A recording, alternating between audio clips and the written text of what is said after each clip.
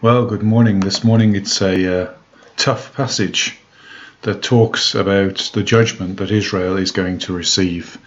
They sow to the wind, they will reap the whirlwind. The Lord is going to judge them, and it's declaring why. They've built false gods, they've lived in immoral ways, they've rejected God, they've rejected His law, and God is going to judge them. And then it goes on to detail the judgments they're about to face. They're going to be taken from the land. They're going to be scattered among the nations. They have rejected God's messengers. God sent prophets to them, but they considered the prophets a fool, the inspired person a maniac. So when God sent them messages, they rejected them. He sent them prophets to be watchmen over them, and yet they rejected the warnings that were given. And here Hosea is laying out again a warning from God that they needed to turn, or judgment was coming.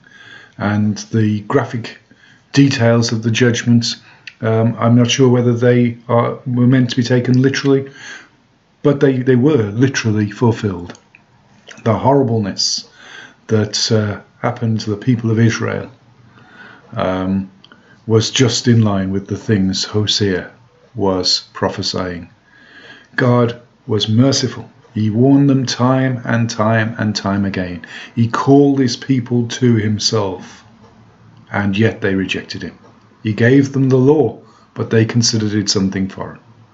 And here is God's character. He calls out to us time and time again. He draws us to himself. He offers us a way of escape. He sends messengers into our lives to call us to himself. God is not quick to anger.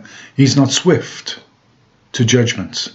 But his nature and character is that he gives chance after chance after chance, calling people to himself. And even the purpose of his judgment in our lives is to draw us back to him. And so here we read this passage, and it's a sobering passage this morning.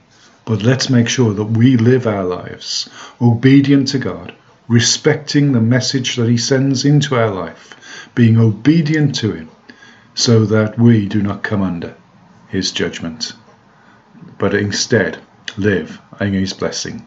The Lord bless you today. Amen.